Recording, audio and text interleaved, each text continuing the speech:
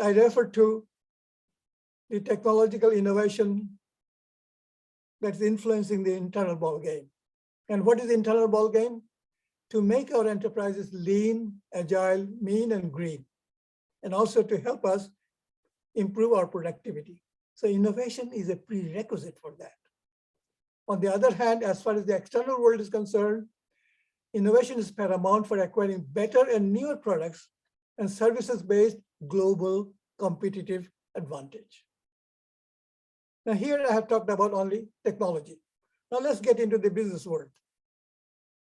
Yet, universal business challenges for international market competition are still, as always, creating values, delighting customers, adapting to market flux, and sustaining growth. And if I ask you the same question, can you do any of these in your enterprise without emphasizing technology innovation or without taking help of technology management? The answer is no. So I conclude, technology management is paramount for industrial enterprises operating in the global marketplace. Next one, this one is very simple. I just want to bring to everybody's attention the things that we already know. These are the communication, why businesses have become globalized nowadays, because we have got improved communication systems, because we have got improved cloud storage and computing system, because we've got improved collaborating system, because we've got very highly advanced devices that we can use for our work. But many times we do not pay attention to this one that I have in the middle. Please look at it very carefully. Transaction technologies. If we did not have the kind of improvement that we have in the transaction technology, international trade or global business or whatever we talk about would not have been possible. And to illustrate very simply, anyone producing a product in a remote village, if they have a global debit credit system, bank account, then they can sell their product to anybody in the world. Similarly, anyone, anywhere in the world can buy any product from anywhere in the world using this global payment system, purchasing system. So this is something that we have to remember, that enabled globalization.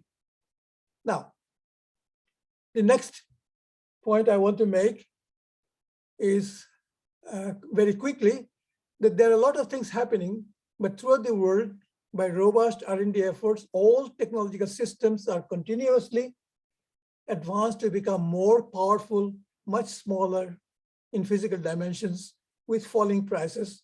And we call those as smart technologies, which are being ubiquitous.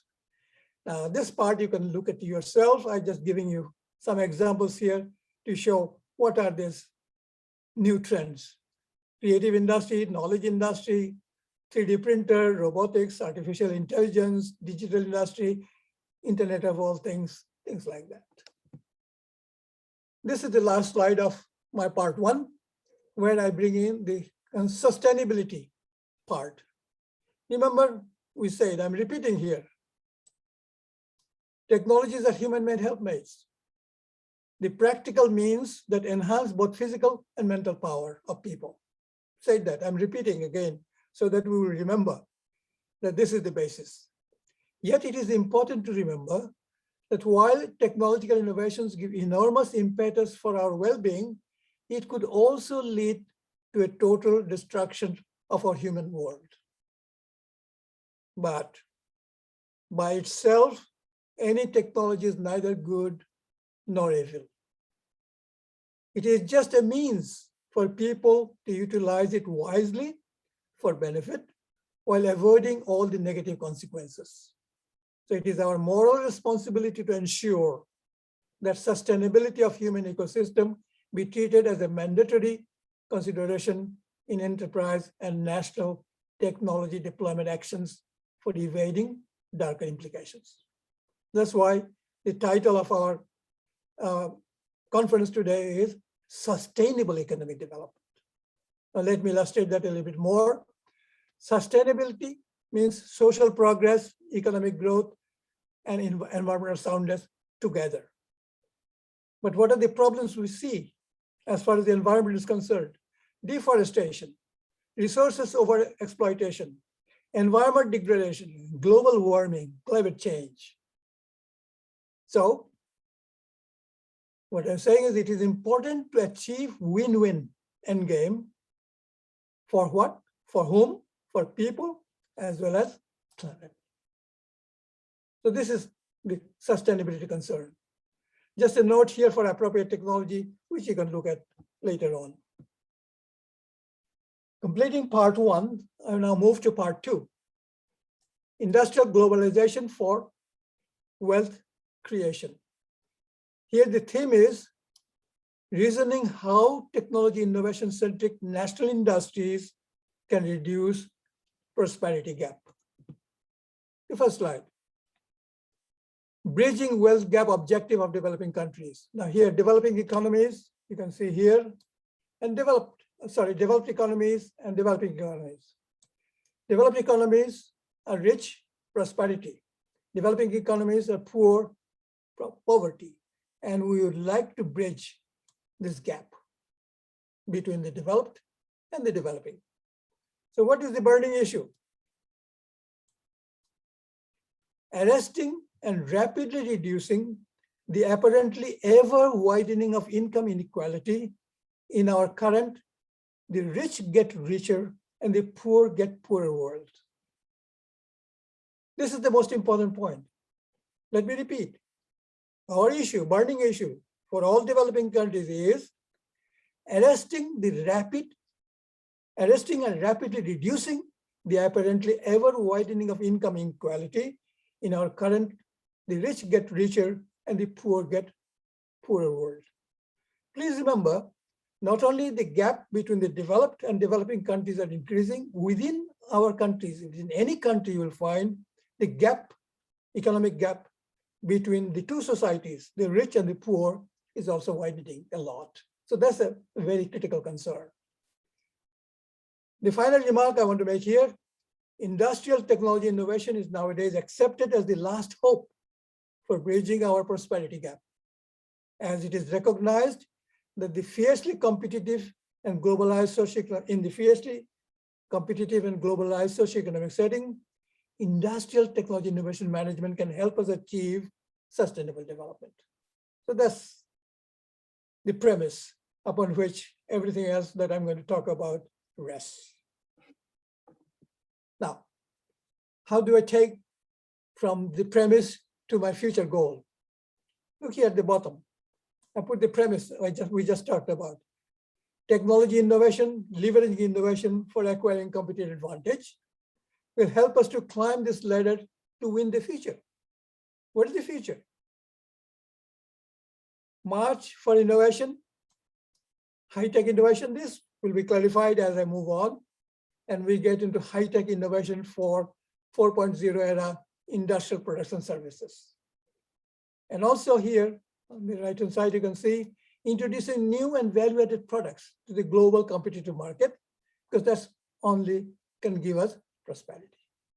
So that's our goal. From here, from technological innovation to go to prosperity. What's happening? But frozen, not moving? Yes, sir, we can see it is frozen, not moving. You know, there's a Murphy's law which says in technology, if something can go wrong, it will always. Right, sir. So that's what is happening. Let me see. Okay, I moved. Now it moved. Yeah, yes, sir. Now it has moved. Okay, this is next one. After we've given this general objective, remember we talked about the general objective. Now we move to another example to give some hope to our people. And here I'm requesting everyone to look into some product that we all know. This is the product. We had the box telephone, but this is the mobile phone, first mobile phone. Motorola started that in 1985. So this is, and I'm going to look at evolution timeline of handheld cell telephone by new companies of new countries outperforming the established. Please note, new countries, new companies outperforming the established. And here are the examples. Motorola, we used to call it brick phone, 1985. The Nokia came up with this phone. We call them candy bar phone, about year 2000. But the Japanese camera people came up with the flip phone with a camera, first time, about the same time. But remember BlackBerry? Suddenly, this is the first telephone which could send emails. And who produced that? A company, RIM, Research in Motion in Canada. About 2002, they produced this BlackBerry.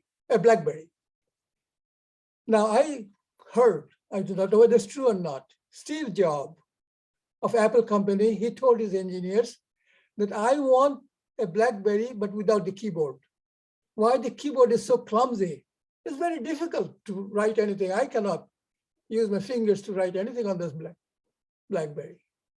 So the Apple engineers came up with first touch phone, iPhone, which is still continuing, and one of the starters of the smartphone. Then Samsung came up with a better, wider, bigger screen phone. Now they have you can open it up, even 2 screens telephone by Samsung. And we see this one looming at the back, Huawei, the Chinese. In 2019, they came up with their 5th generation telephone. So now, having given that, here's what I would like you to note. Mind-boggling innovations have made the single function cell phone a smart wow product. It is informative and interesting for developing countries to note that the ownership, that means company and country, of the upgraded version of the product moved. USA, Finland, Japan, Canada, back again, USA, Korea, China. Why do I say that? Why not next time Bangladesh? That's our hope. And if we try, we can. One more example I want to give about this hope and opportunity. Here, I'm using the example of Microsoft, Apple, and the semiconductor industry. For Microsoft, you know Bill Gates, the original owner, one of the richest men in the world. This is one of the richest company in the world. But who is the CEO of Microsoft? Satya Nadella, since 2014, an Indian American. Apple, this genius produced 5 incredible products: the iMac, iPod, iPhone, iPad, and iWatch. And after he has rested, I do not see any new product coming out of Apple. They're producing new versions, but not a new product like what Steve Jobs produced. Now let's look at the semiconductor industry, particularly the microchip. We used to know that Intel was the world leader till 2011. Every computer we bought, I remember, had a sticker here saying Intel inside. And then later on, I heard that Samsung going to saying to us that you will see in future Samsung inside. Now, if I ask you, your automobiles, your appliances at home or in office that you use, what is inside? TSMC.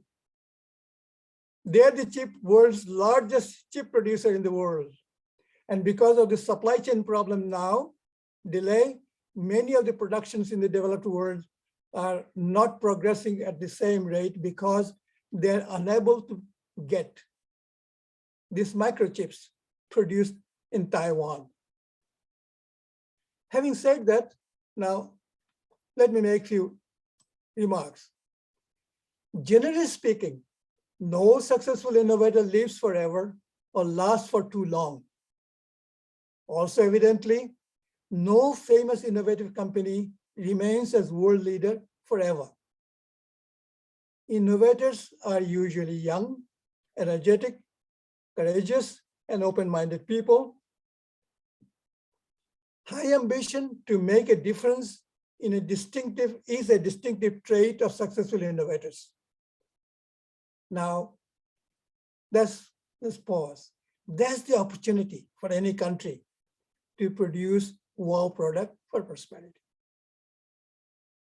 So my final remark here, since technological innovations can provide competitive edge to industrial enterprises for wealth generation in the global market, current realities indicate opportunity or hope, because, as I said, they change.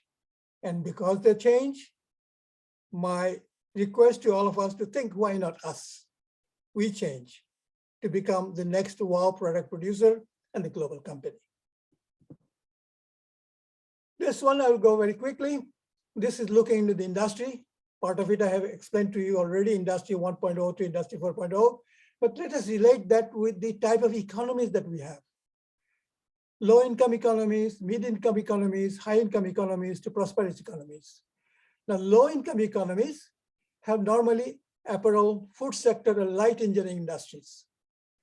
High-income income economies have material, chemical, and structural construction industries. Sorry, this is the mid-income. High-income here, energy, utilities, and machine tool control industries. And now the prosperous countries have knowledge, creative, and software and analytic industries. But here, again, I would like to draw your attention that I spent 2 slides to explain that some of these industries have, or some of these enterprises in these industries have natural resource advantage because competitive advantage because we are heavily involved with natural resource endowments. On the other hand, here, competitive advantage is the critical factor because competitive advantage comes from created technology resources. Competitive advantage from natural resource endowments, competitive advantage from created technology resources. And here, just to bring to your attention, that you see Japan and South Korea, who have no natural resources, but they're prosperous countries. Why? Because they have the created technology resource advantage. So this is another indication why we have to go towards created technology resource advantage. So here, low income and mid-income countries, I'm repeating again, products are more material intensive. High income and prosperous country products are more technology intensive.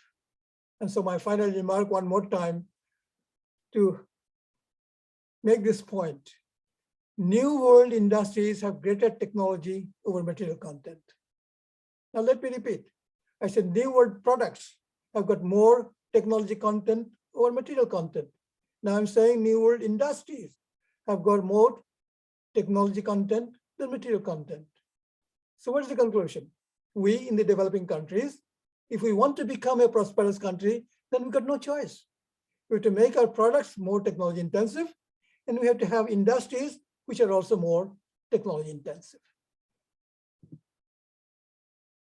I give you a few more reasons why we should go for that. And this one I'm trying to show that we should try to have our own global high-tech corporations. Why? Let's look at this figure here. Gross national income per capita and number of companies listed in the global Fortune 500 category. I've given different countries, Australia, Canada, USA, and developing countries, China, India, Pakistan. Gross national product, very high here, low here. But the point that I'm trying to bring to your attention is, look how many global companies belong to those countries. Australia, 7. Canada 13, France 31. This is 2018 data. Germany 29, Japan 52, Korea 16, UK 17, USA 121. Now China 119. India 7, Pakistan I do not know, Bangladesh I do not know. Here I'm showing some of the examples of why these are members of the global Fortune 500 companies, because they're all Industry 4.0 type. And examples, USA, Apple, Microsoft, Google, Amazon, Facebook, all those. Japan, this. South Korea, Samsung, LG. Germany, SAP, Siemens. Finland. Now, I have deliberately put Finland here to indicate to you that not all countries are very big countries. Finland is a very small country, but only 2 companies, but particularly I think Nokia is doing the most for the financial advantage of their countries. And now we find in China, these new companies.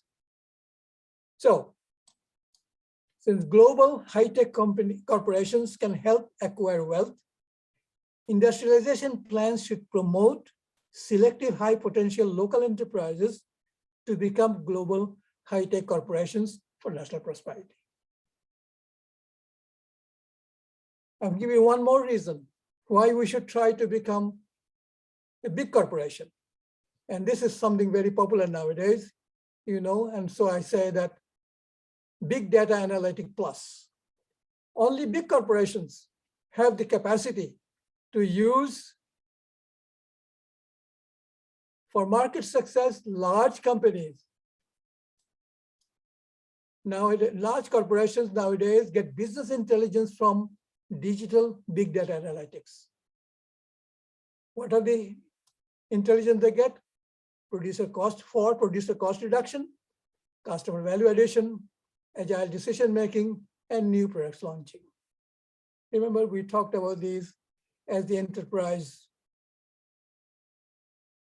ball game and level playing field.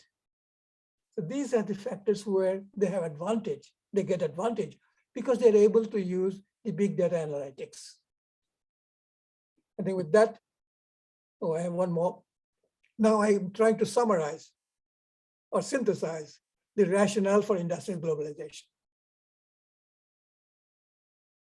First, global industrial vista shows that the real gap between developed and developing countries is in fact the industrial technology innovation capacity gap. I would like you to remember this, because otherwise one of your neighbor, Brunei, could be considered as the most developed country because their income, resources, very high. Why they are not considered as developed country? Because their technology innovation capacity is low. So the gap issue is referring to innovation capacity. So when you say that we have to reduce the gap, prosperity gap, we are talking about how do we reduce the innovation capacity gap? How do we make developing countries become more innovative? Then it can reduce the gap. Only by borrowing money or exporting your natural resources, we cannot become prosperous country. Now, here are a few remarks that I would like to go through very quickly.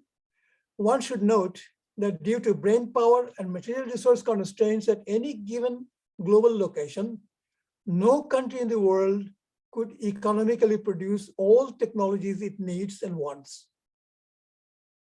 To attain viable economic prosperity, total factor endowment, including available comparative as well as created competitive advantage, driven industrialization, specialization is mandatory.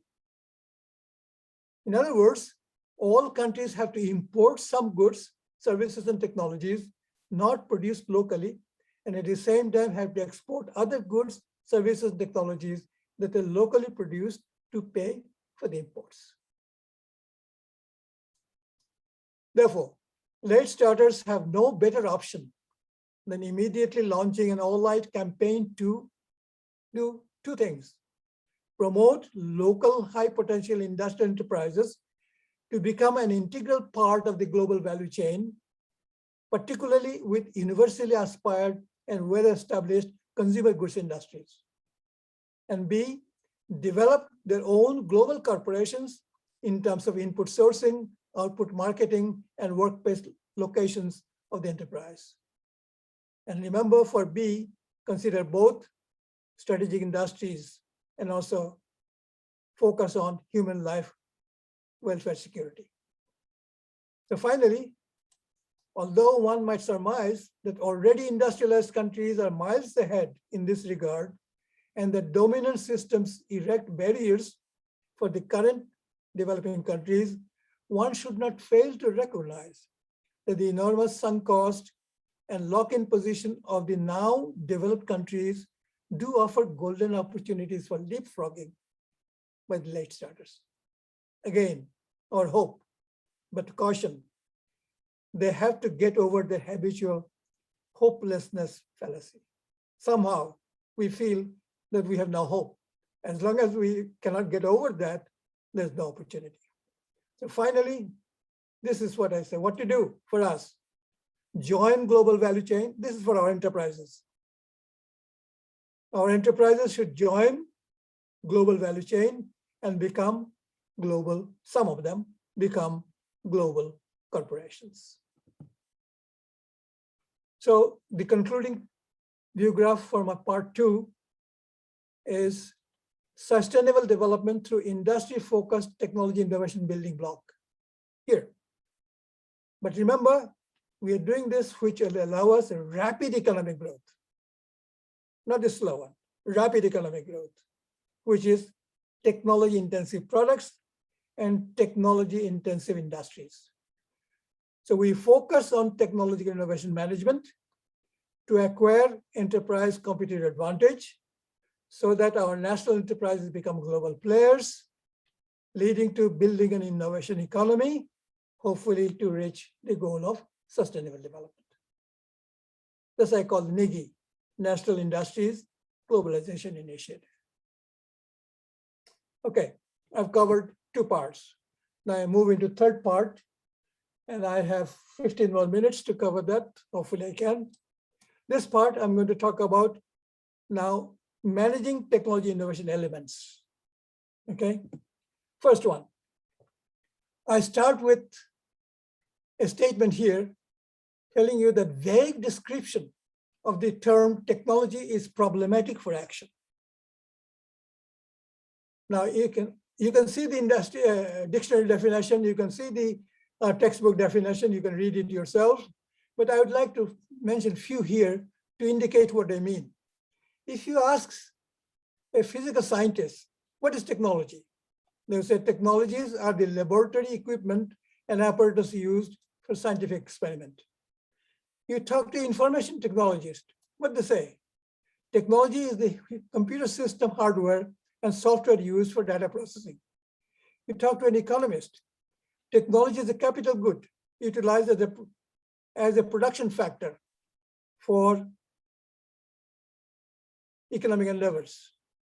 You talk to media people, technologies are the things humans create to alter their everyday lifestyle.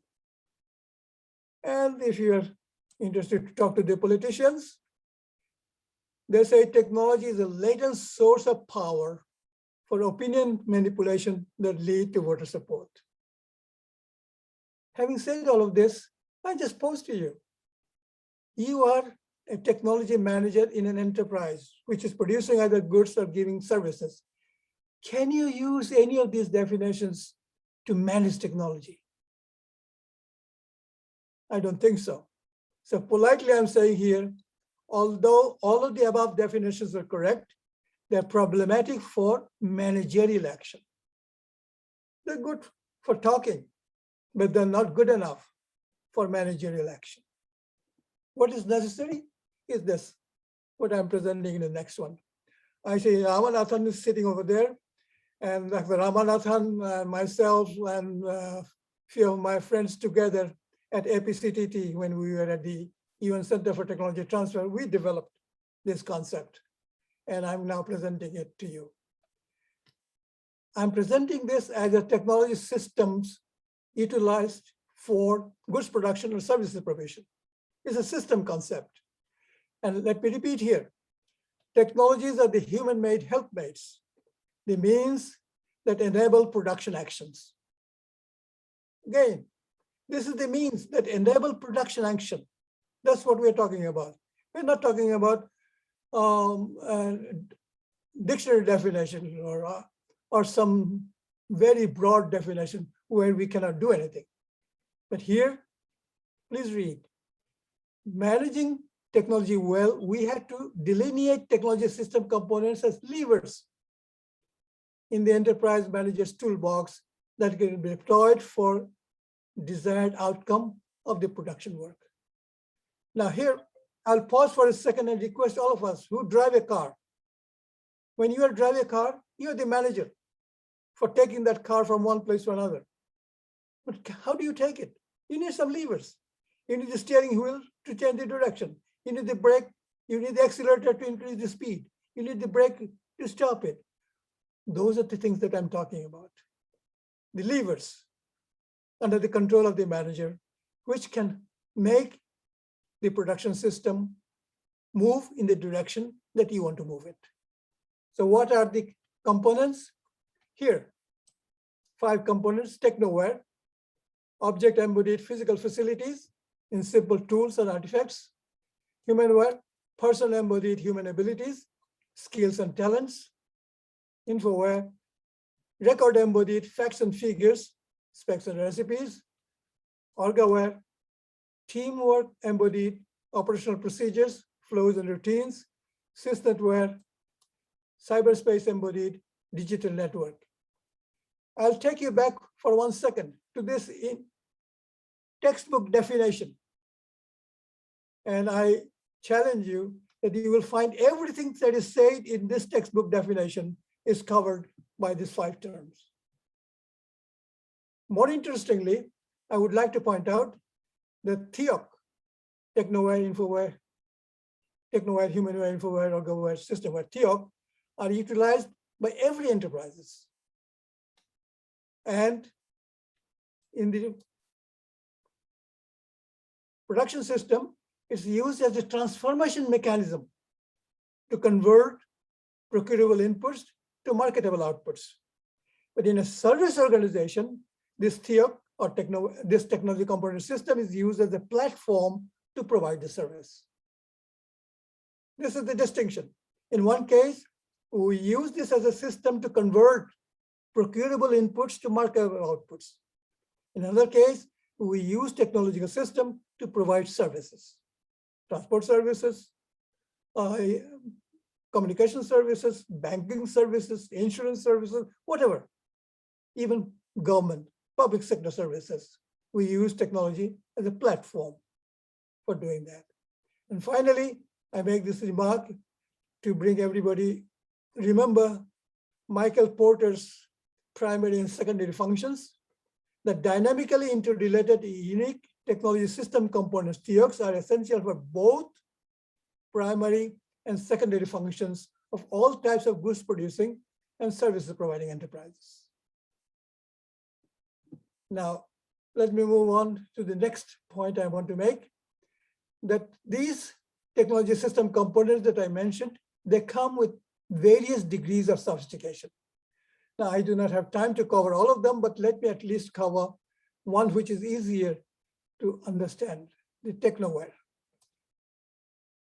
Technoware, because we all use technoware, and here we can say the various degrees of sophistication. At the lowest level, manual tools, technoware tools, manual tools; medium level, power tools; high, automatic tools; top, programmable tools; and ideal, zero deviation means self-correcting tools. And I give a simple example. If you want to, okay, I'll hold on with that. I'll give that example in the next slide. Here, just I want to mention to you that for your enterprise, you can measure each of these technology components we use, at what degrees of sophistication we have, and then you can compare your situation vis-a-vis the industry best. But please note that I plotted here as a weighted score. Why? Because the point I want to make is not all components are equally dominant for every work. Some are more critical than others. So I'm going to talk about the dominance principle in the next slide. Okay. I have got an extra slide here to just give you the feeling that technology change process. Okay, this you can look at it, techno and human and how they change. But the most important thing is change means betterment, and Kaizen is the most important way of doing this continuous improvement.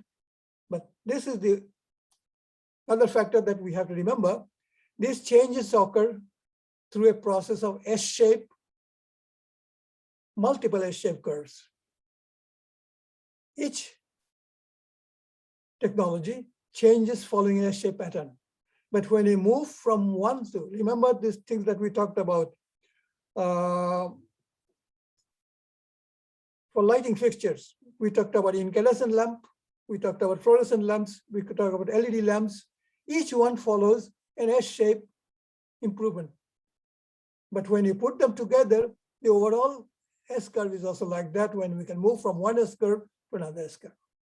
Here, to point out that when we have products which are changing very rapidly, we can move or skip some of these intermediate steps and move to the higher one for advantages that I'm going to explain a little bit more.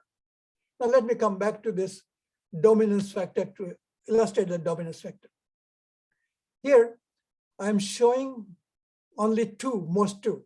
Every industry, every type of industry requires all five: technoware, humanware, infoware, ergoware, sysnetware. But I'm showing which one is most dominant. And let us take this example of computer software versus the semiconductor industry, because it may be easier for us to understand. So for a computer software enterprise, what is the most important technology component you need? Humanware, skill. That's the most important one, because technoware is very simple. Some of the computers that we use ourselves, we are using now, can be used for the development of software. So technoware is not the important factor, humanware.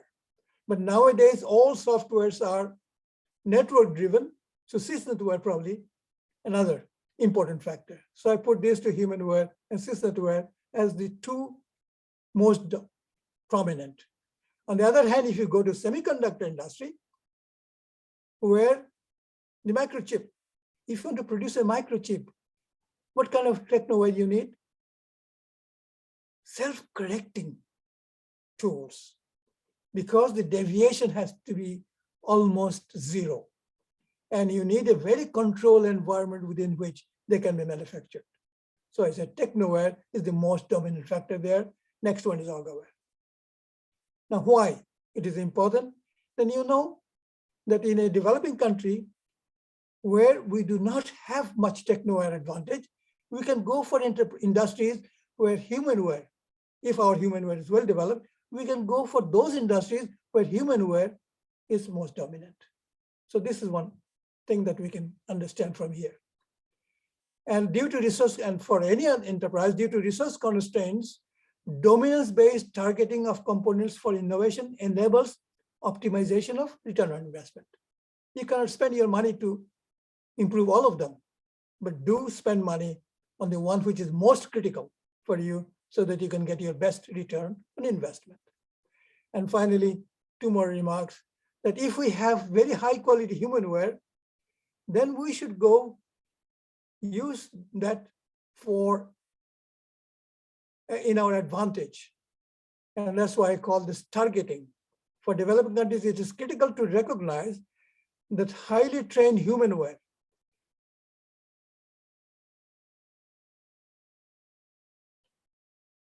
okay, who can combine artificial intelligence with human intelligence for the new era goods producing and service providing industries for market competition is the most dominant component of the technology system utilized for catching up in the global value chain or leapfrogging through global corporations. Now, I have a few more slides to cover, maybe another 5-10 minutes. So the leveraging part, I want to repeat here one more time so that we understand it very well.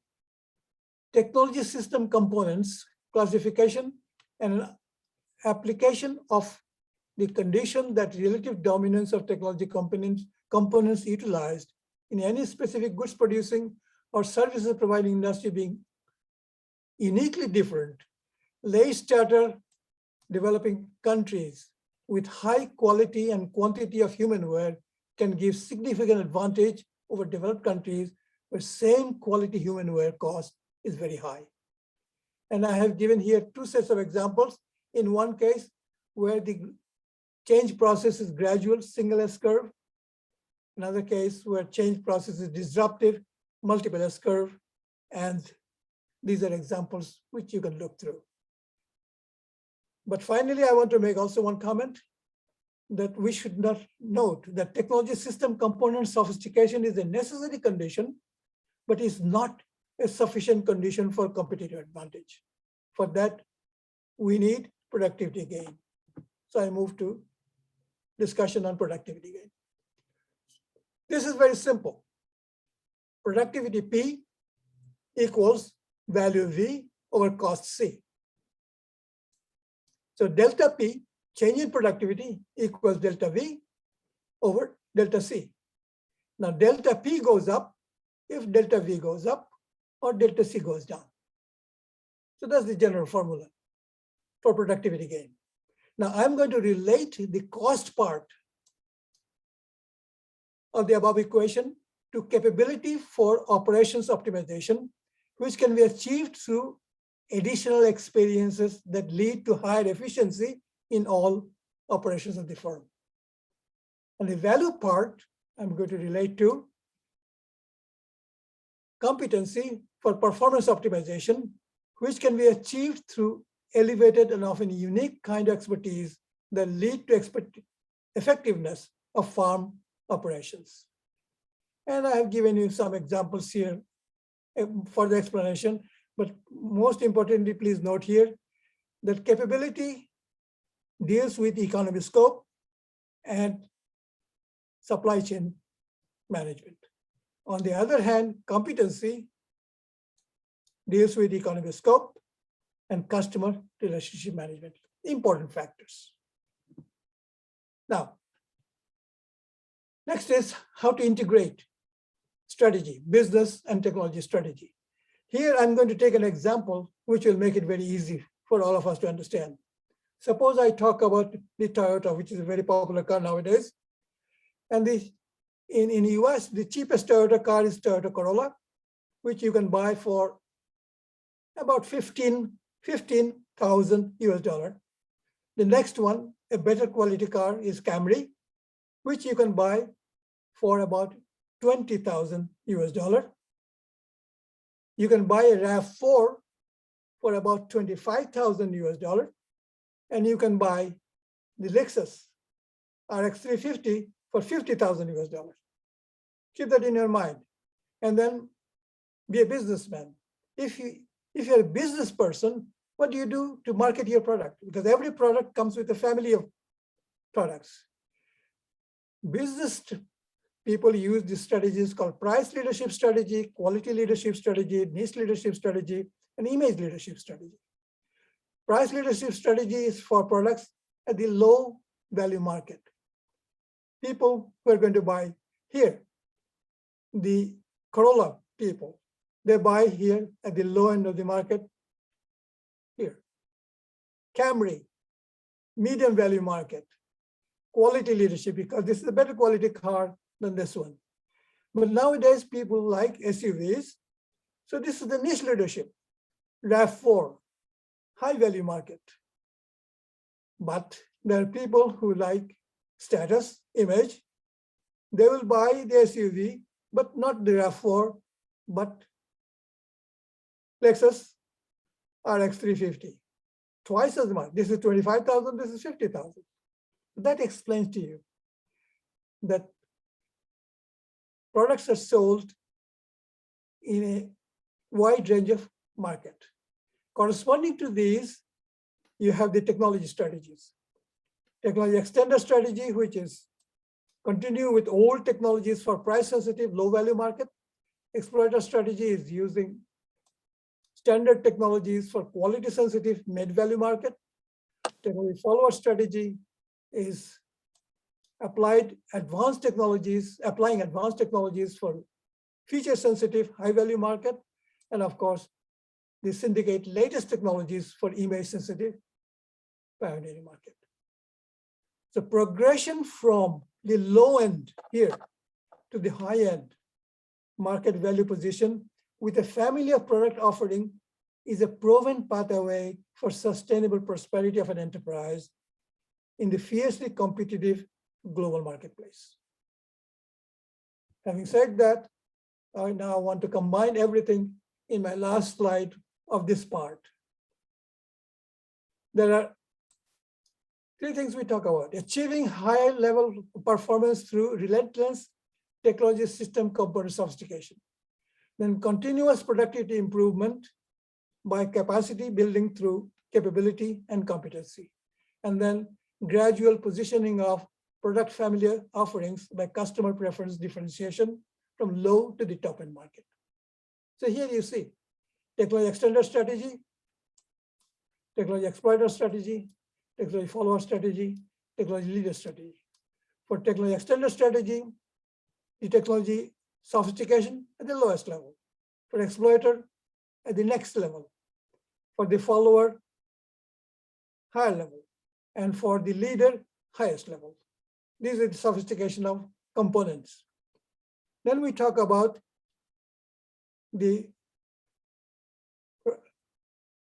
because here, yes, this one. Here we are talking about cost savings, capacity building, cost determined strategy. And here we talk about value dominant capacity building. But in this case, when innovation in the current technology S-curve is happening, and here innovations moving to the next S-curve, we have process innovation are the major focus for these strategies, and product innovations are major focus for these strategies. That's a very simple way of presenting a very complex theory. But with that, I think I have covered the first three parts of my presentation. Next, with your permission, I would like to take a 5 minutes break to take a cup of coffee, and you may do that also.